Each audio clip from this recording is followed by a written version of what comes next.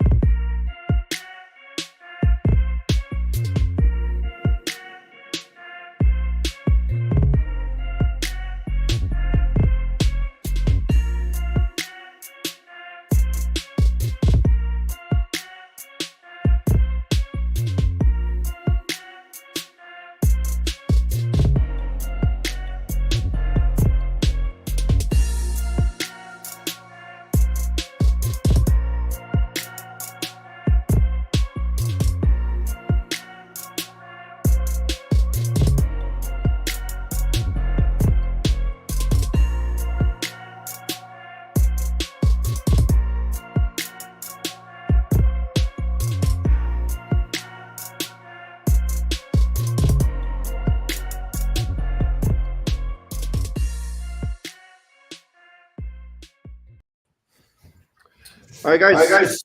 Oh, wow. We got that go. Thank you, Emma. Sorry, Yeah, I think it unmuted when we came on live. Guys, a little bit different view for you here. Maybe I'll pop it up on stream here.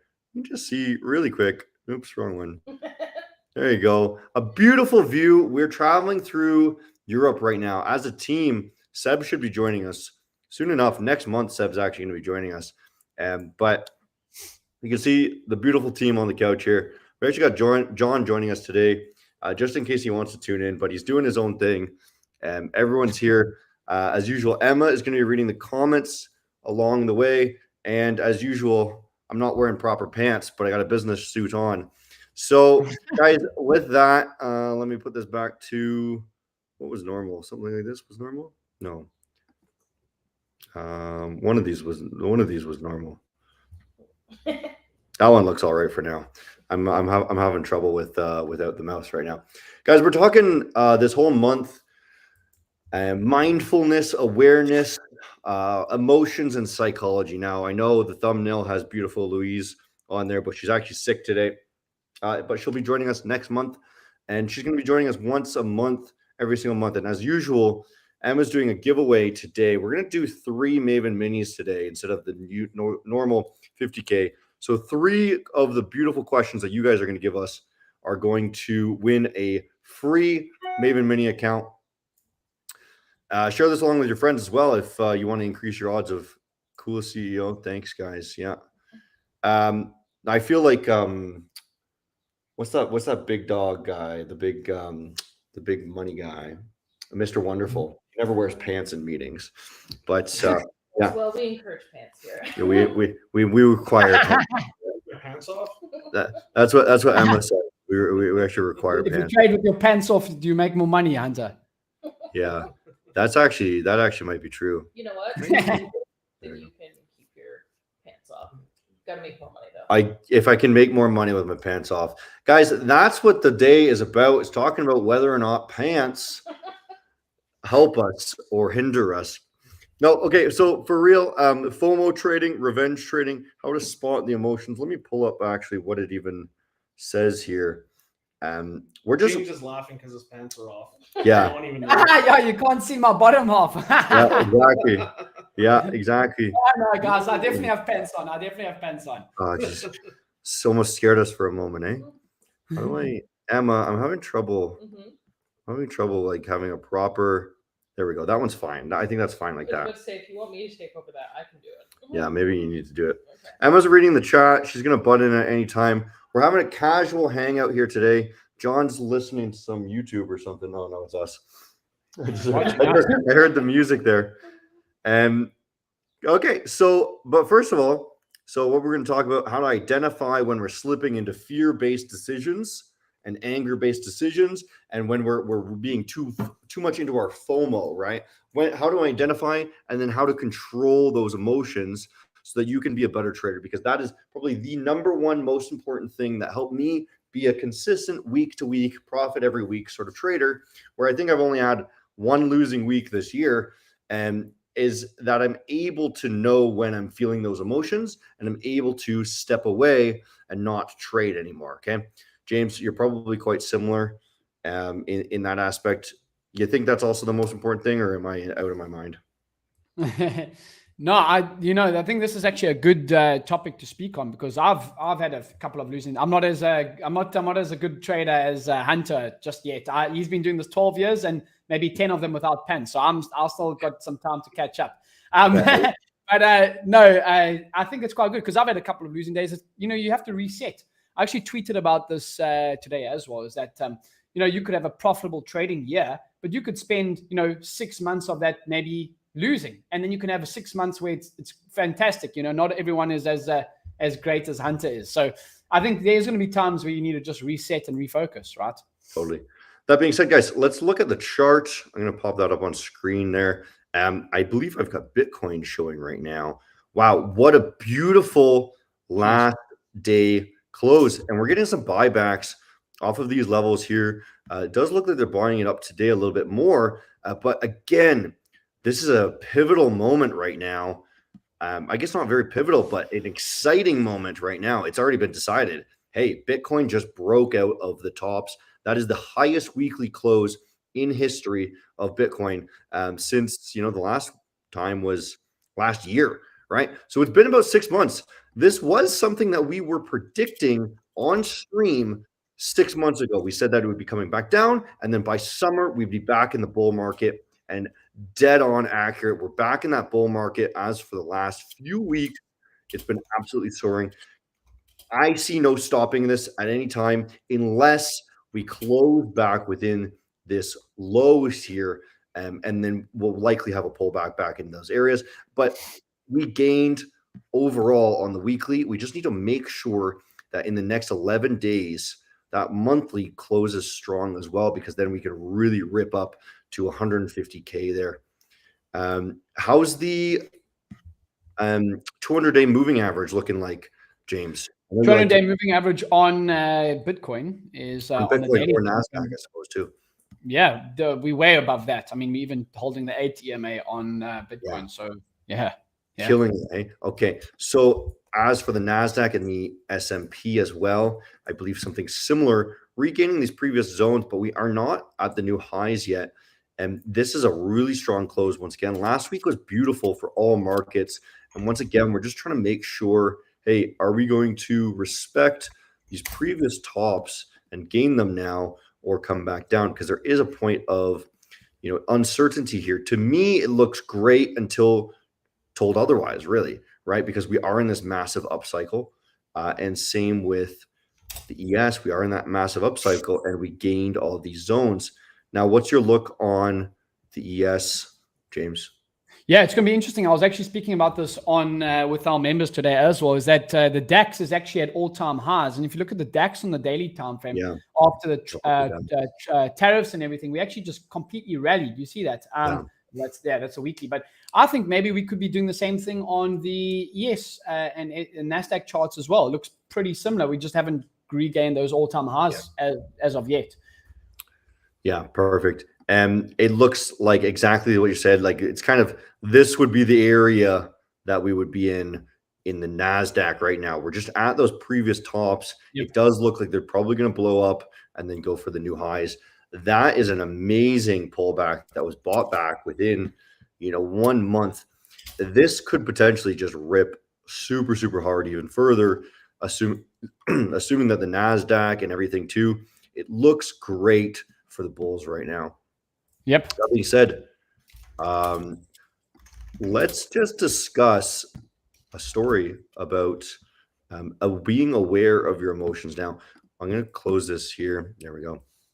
Now, on Friday, I've been doing a trading challenge, and we knew that we've been moving around a lot, and to be aware of your emotions with or without work, right? On Friday, I actually decided after being in a trade for a very short period of time and being on live stream as well, I was like, I feel exhausted, right? And rather than trying to push that and potentially losing all of my profits for the week, I was able to step away and say, hey, perfectly fine. We made the money that we wanted to make this week. So we're going to step away now and do nothing more, simply because why? It's because I didn't feel good, right? And there's so many potential things that could be happening that stop you from trading if you're a good trader. Another example that actually today the markets were rather rangy right on the open. Like, I don't know about you, James, but did it give you any clear signal? I like the shorts personally, below opening range low on the Nasdaq, but I took a loss on that. So yeah, very very rangy. I mean, we actually still where we opened, we kind of at the same price point where we opened today. So really not much action today, and yeah, pretty choppy for sure. So the beautiful thing about that chop, I'm actually going to throw it back on the chart here.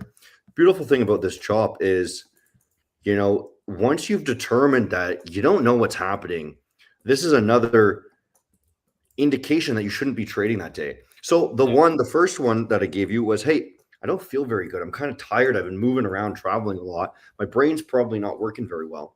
And two, what happened today? I guess on Monday too, I didn't trade at all because we were traveling once again. So we couldn't possibly trade. So we're not going to try to force that day. And then Tuesday now, so now it's 3 days in a row. I basically didn't trade, but it didn't give me that clear signal, right? It didn't give me exactly what I wanted off of that buy area. And then eventually I just exited it for a small loss, right? And the reality is, if you're feeling FOMO, you're going to see this massive spike here, and then you're going to buy, and then it's going to go against you. And now you're going to say, hey, oh, shoot, I've already lost $200 today, sort of deal, right? So now I got to close it out early because I don't want to lose any more money. And then you're going to end up losing it again. And it's just going to chop you back and forth. And when there's no clear indication of what's going to be happening, that's a good indication that you shouldn't be trading that day. Now, James, I'm going to ask you too, is what's your best number one indicator for your personal mind that you should just walk away for the day? Yeah, probably when I'm feeling like I don't want to lose. That's for me personally. I don't like losing, and it can be when I'm in a trade. I'm like, geez, I don't want this trade to lose. That's when I'm like, let me just close it out and go about my day, because I think that's when you can not feel 100%. And again, the market's always going to be here. I think that's the big thing. There's always going to be opportunities. Maybe come back a couple of hours later, and I think. Also, like a lot of traders, day trading is not everyday trading. You don't need to be sitting clicking buttons all day, every single day. Sometimes, and we've spoken about this on streams as well. Is like, have other things that you do outside of trading that bring satisfaction to you. Because trading can beat you up mentally at times if you let it. Right? Totally. Yeah, that's to rely solely off of those trading income, and then to know that, hey, wait, I can't actually trade because I'm traveling. Like, a lot of people want to trade so that they can travel, right? And maybe I'm traveling today, and now I have one day that I'm not working now, so I have to double it up on the next day. But then the next day I'm exhausted, right? So potentially 3 days in a row there, you might not be working, and then now you're feeling once again FOMO, right? So exactly what you're saying is, it's a pretty risky idea unless you got millions sitting in the bank where you can just chill and do nothing for a few weeks, right? You have to be able to sit back and do nothing. Now you said something that that pinged my ears. You said feeling like you didn't want to lose, right? And the way that I like to put that is being hopeful, right? So the biggest indicator for me, because I want to give my 2 cents here too, is if I'm sitting in a trade and I'm looking at it and I'm saying, please go in the right direction. Please go up. Today I was sitting there, I was like, please go up, right? Please go up. And it's a matter of whether or not I have confidence that it's going to go up. I know for sure it's going to go up, or I'm saying, oh, please come in my direction, right? And whenever I say, please do what I want, I have no clue what I'm doing, right? Because that's a 50-50 gamble at that point. Agreed. Yeah. Emma, do you have any indications? I know you do your longer term trading. John just buys and holds. You do your longer term trading. Do you have any indication of how you know you should not be in a trade anymore? You do more I was fundamentals. about to say I do more fundamentals than anything else. Like you guys are talking about technical Yeah. things here. But you should still be able to apply the emotions. We're talking about the emotions, right? Yeah. Honestly, if I'm getting too emotionally attached to a trade, I exit. Yeah. Yeah. Yeah. Like Bitcoin potentially. Yeah. Yeah.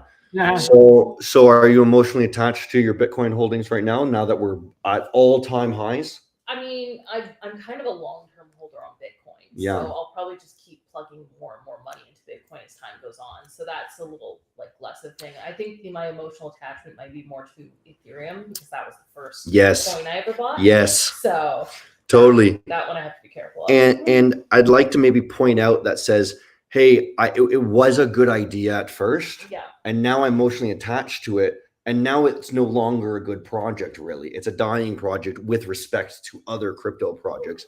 So that'd be a really good indication. Probably back my laptop's dying. Oh, I see. The plugs here are not sufficient for our power needs. You could, oh no, you don't have a Mac. Another potential fundamental indicator might be, hey, do I have an emotional attachment to the real world scenario? Let's say you're talking about something political, right? I know the obvious one that comes into my mind is Trump. Trump is for Bitcoin, right? And maybe you love Trump, right? Maybe you hate Trump. So maybe you want Bitcoin to go down if you hate Trump. But so you're trying to short it. So this is a very strong indication for an emotional attachment for something that is clearly not going to, Bitcoin's not going to go down, but you're going to have a bias based off of other world situations. Yeah, I've actually seen the same thing with Tesla stock. I Yeah. had a couple friends, swearing and cursing out Donald Trump and Elon Musk. They're like, "Oh, look, they've taken all my money. Basically, Tesla's dumped." And I think Tesla's doing a lot better now. Eh? I am actually in a Tesla long because of that dump, because there was so much. This is an interesting reflection that I suppose the audience might enjoy is if you see other traders reacting negatively and having that reverse FOMO, right? Trying to get out because they have an emotional attachment to the stock. Hey, I hate Tesla now, so I hope it goes down. Tesla is still doing the exact same thing it was always doing in terms of a business perspective, right? Long-term Tesla is going to be in a phenomenal stock. Yeah. In my opinion, there's no way that it would never totally dump. I mean, take a look at the robots that they're building now. Yeah. It's going to be incredible. I think there's going to be a lot of households that has a Tesla robot in their house probably in the next 5-6 years. Yeah. I know. If there's a robot good enough to clean my house, I'm buying one.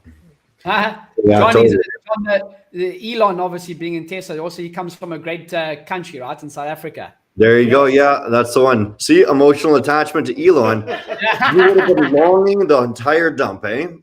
Yeah. Now, there's another one that pops out to me is when the Russia ruble, right? The ruble dumped like 50% when they started the war, right? And that was a very obvious, like their economy is not just going to collapse. I think it did worse for a while, and then they had to fix all the sanction issues and everything like this.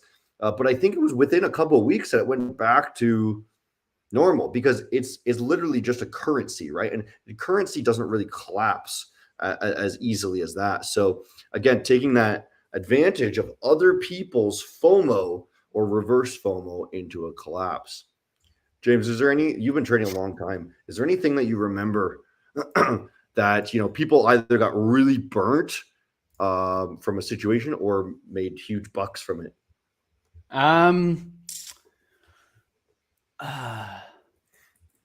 So I would, maybe from a prop firm perspective, you could be tied to a prop firm CEO, right? Like there you go. like that. But no, in terms of here's maybe a good one is that remember that we've spoken about it before, but I think it was called Luno Terra. Terra Luna. Yeah. I know one of my friends got a bit stuffed in that one because I think it literally didn't drop like 99% in a day. And he was telling me actually to buy. And I told him, dude, this thing doesn't look too great or whatever it is. Me, I'm not like a big crypto guy. I'm more like my stocks, like my Tesla, Mag 7 stocks, and then like retirement accounts. And then I've got my day trading, where I day trade, stock indexes. But I'd say that probably could be one because, people are, and this is maybe what can be tied to that. And even in our day trading from a day-to-day perspective could be the want to make money or the need to make money right away. I think if a lot of traders saw this as like a long-term thing, I mean, not to blow smoke up your ass, Hunter, but like you're a good trader. You've been doing this for 14 years, 12 years, whatever it is. Like I just give random numbers every time. I have no clue. Yeah, random numbers every time. But like point of the thing is you've been doing it for over 10 years, just like any career. If you want to excel in something, a career is a long haul of consistency. And unfortunately, in our modern day and age, not many people want to actually hear that. They want to hear, I'm going to buy this crypto or I'm going to buy this day trading course from this influencer and I'm going to start making $100,000 next month. Yeah. So I think when you actually have to look at things from an objective point of view and just be like, listen, you just got to buckle up and put in the work. But that's the same with like the day trading aspect. And there's going to be losing days. I had a losing day yesterday. You kind of sometimes actually just have to be like, listen, let me just step away, refocus, reset. Hey, I lost my funding account. I can go get another one and I can make money. Like it's not the end of the world, Whereas like I think a lot of people that put that emotional attachment into one account or whatever it is. And I think when you actually step back and you just see the broader perspective, you've got to come up with your game plan, refocus, come up with a plan that you're going to do to restructure and reset and go from there.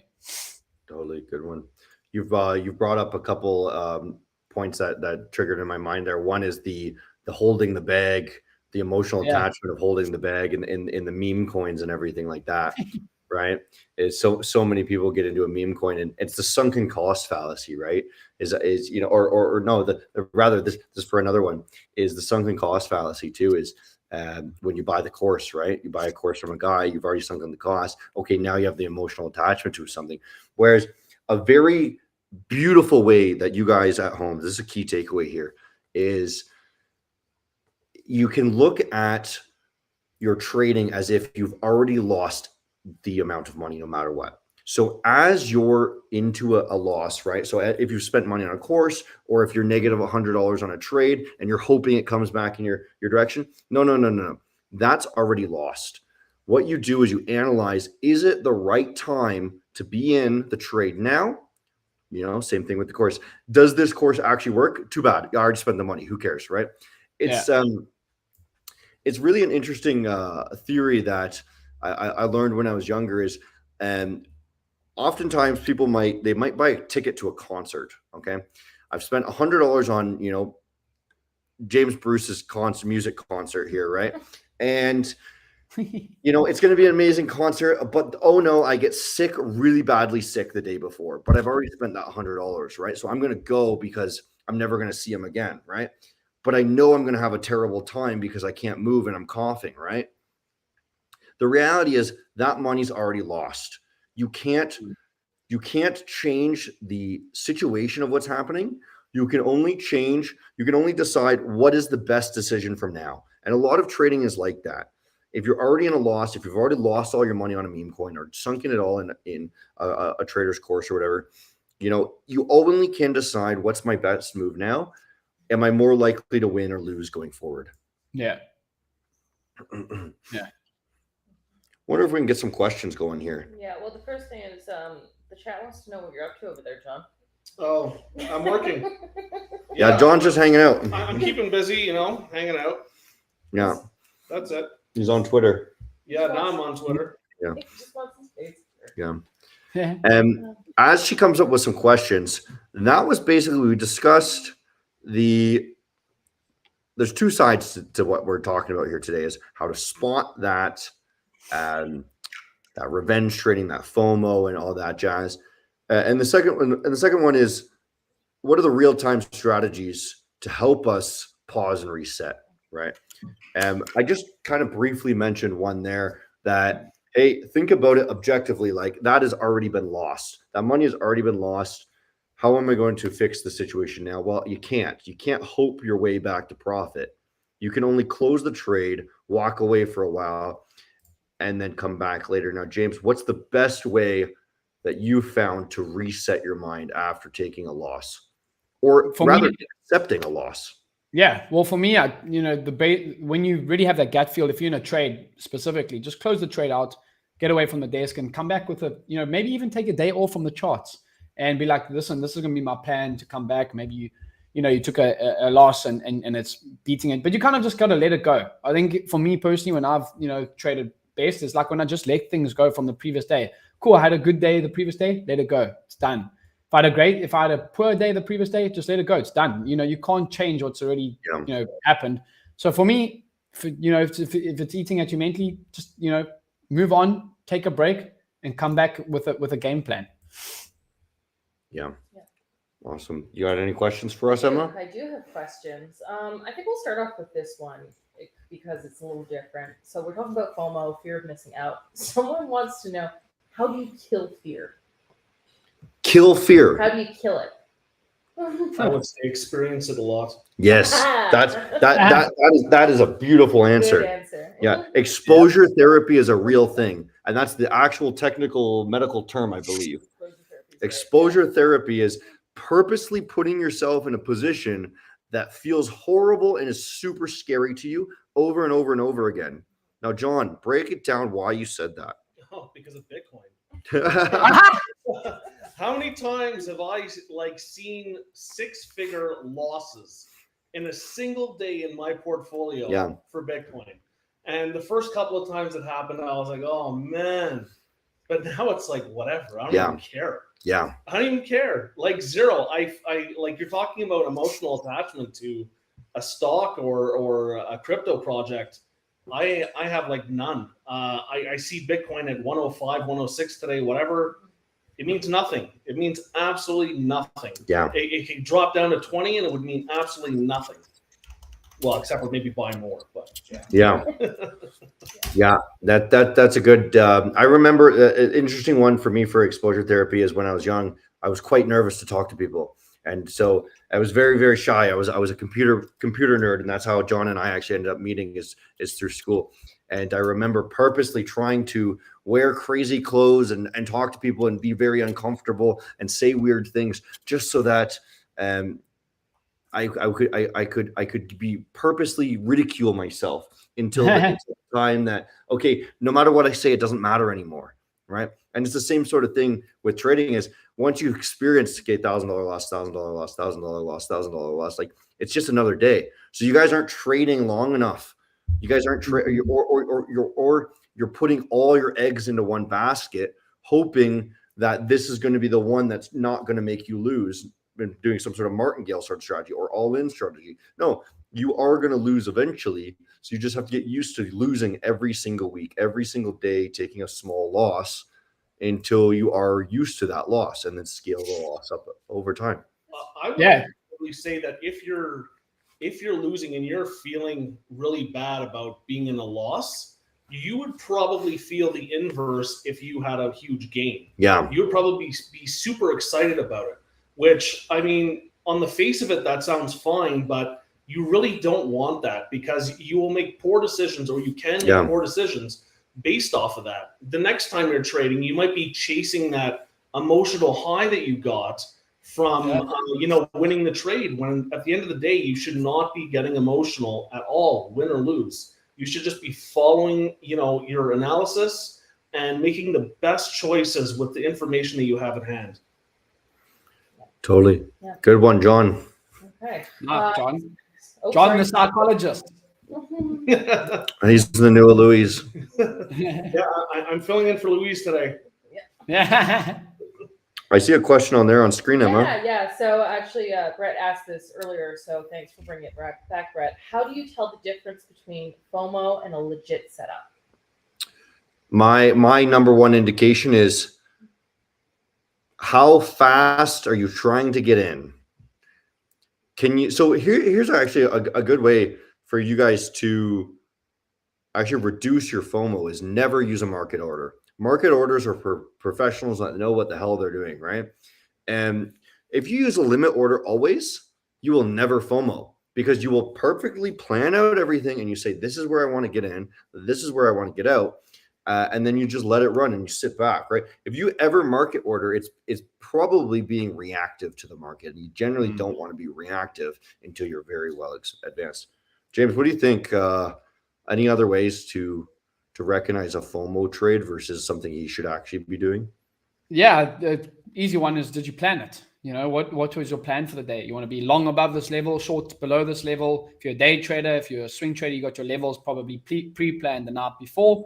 And as you said, probably have the limit order you can enter there. But I'd say, you know, you got to plan it. If you just come into the desk and just hitting buy and sell randomly, you know, that's probably is FOMO. And just think about it. The guys that are making money consistently in this game, you know, are taking it very seriously. They're coming in with a plan. You know, they're prepping. They got their, you know, their levels in place, you know, that they're looking at, you know, and they're keeping it simple. So yeah, that's what I would say in terms of that. Like one of the most important things that it technically helped me, rather than the mental side of things, technically helped me, was plotting high time frame levels, weekly and monthly levels, right? These levels still hit pretty much every single day. There's some level that hits pretty much every single day. And when those levels hit, I know that's a good opportunity to buy, right? It's very, very rare that those massive levels get ran through. And a lot of times people say, hey, why are you looking at the monthly and weekly? You're day trading. Well, it's because I'm planning correctly, right? And I'm plotting those levels before the market is even opened. Yep. Good point, James. Yeah.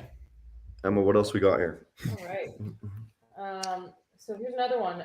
What do you think is the top thing that magnifies FOMO? The top thing that magnifies FOMO is yeah, it's an interesting question. Well, from my experience, it's taking a loss. But then, because for me, revenge trading and FOMO is the same thing. It's just a matter of if you've taken a loss prior or not, right? If I take a loss, I really hate having negative days because I've gotten to the point that I'm actually quite good, and losing is quite rare.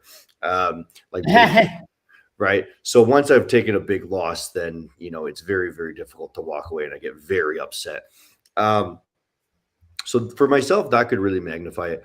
And so then the question becomes, how do you avoid the magnification of taking those losses? Is you cut your trades faster, right? Yeah. Actively try to close your trades before they hit your stop loss so that you take smaller losses. What do you think, James? There's got to be, there's other things that really amplify FOMO.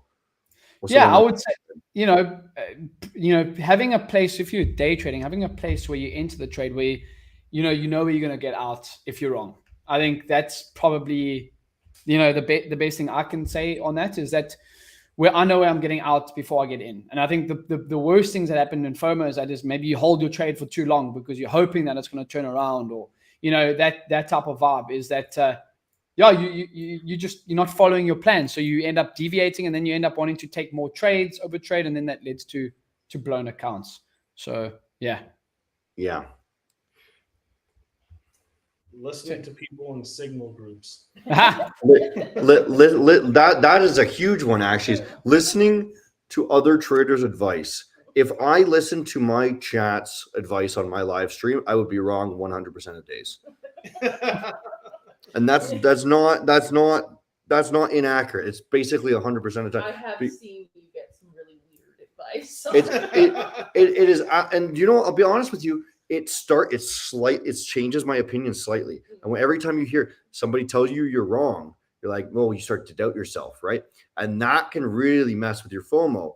Or seeing a massive impulse move while somebody's telling you, hey, it's going the other way. I can see it's going the other way. Yes, I know that, right? But to be confident with your strategy and to ignore all outside noise, and that would also, I suppose, include the noise of what the market is telling you, because the market is telling you what all other traders believe, right? And if all other traders are wrong, then the market is probably wrong, right? And if you think of it that way, that might be an interesting way to look at it, actually, is, hey, if the market is pumping up right now, it's probably wrong, right? So maybe I want to go counter what it might be. Just throwing an idea out there. Maybe I want to do something that's a little not the impulsive move that the entire market is doing, and start setting up my plan and hope it actually goes a reverse of the plan so that I can get a better entry. Maybe. That's that is the cutest giggle I've ever heard. That was very Jeez, please keep your pants on there. Does taking partials remove FOMO? Nope. No. I would say no. No. I would say no. I think that's a personally, I think partials are ridiculous. James believes otherwise. I actually do. I might take partials, but I do favor the side of being in or out. It's you know, I might take partials. When I take partials, bro, I'm probably still closing like 85 to 90% of my position side. So if I'm in a like 10 lots, I'll close 8 or 9. So the issue with taking partials is it allows you to have. You don't do that on the negative side. I agree. Yeah, you're not getting your full trade done, and you get a dopamine kick, right? Yeah. Thinking that you're doing well, when the reality is you're just messing up your profit. You're messing up your total profit. You should be in or out, and make a decisive decision. And if you don't know for sure, you should not be in, right? You should know for sure, and that is the only way you can profitably trade, is knowing for sure what direction it's going to go. Yeah. Right. Couple more, Emma, and then we'll wrap it up. So what's one thing that instantly clears your head? Like if you you're in FOMO mode and you're kind of going a little crazy, what is something that you personally do that can instantly clear your head? Myself does not exist. James, you got some magic wand that just clears your mind and makes you less, anything that just removes all your emotions and makes you happy again? I could play golf, bro, and then I get more angry on the golf course sometimes. There you go. I listen to music. Music is all right. Music is all right. I don't think there's a single thing that will ever remove emotion. No, it's shit, bro. Like if you take a lick on a personal trading account and you lose a couple $1,000, it's not nice. Like it's I don't know. I actually watched someone the other day. I forgot his name, but he old school trader, and he actually said, I don't know what to tell you. It's crap. I've had days where I've lost $50,000 in trading. It's not nice. What do you want me to tell you? That no, go read a meditation book and get over it. No, dude, it's shit. You just got to pick yourself back up. It's what it is.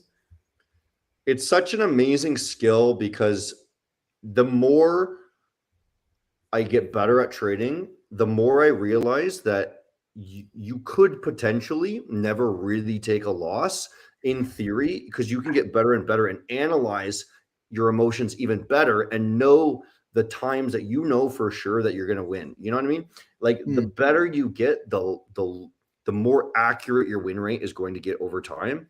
And it's really frustrating when you take a loss, when you're starting to realize this, because you know why you've messed up. It's because it's an internal battle of you not being able to recognize that, hey, I should not be trading right now, because everyone's still going to get those little bits of FOMO, even at the top, the upper tiers of trading.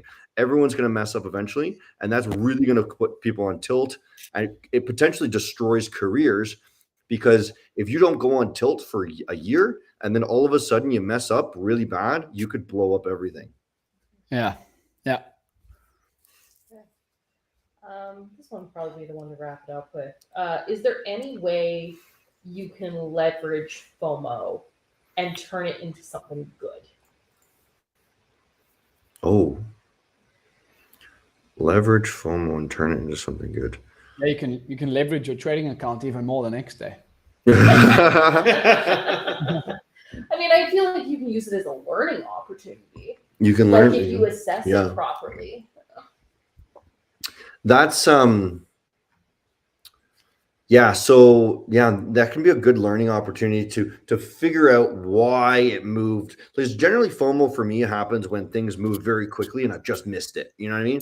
Like I thought I wanted to enter somewhere and then I just missed it. So you could totally use it as a learning opportunity of, okay, I was right. Let's track that and remember why that was so right, right? Or alternatively is look in the reverse direction now. Is okay, maybe that trade is nearly done, and after it's had that impulse move, maybe you can look for a scalp on the reverse direction. Now, I'm not talking about Bitcoin here. I'm talking about range-based trading throughout intraday models, because oftentimes after the FOMO comes a sell-off, right? Because then you could look for that reverse setup now, because there's always another one. Okay. Guys, that's the stream.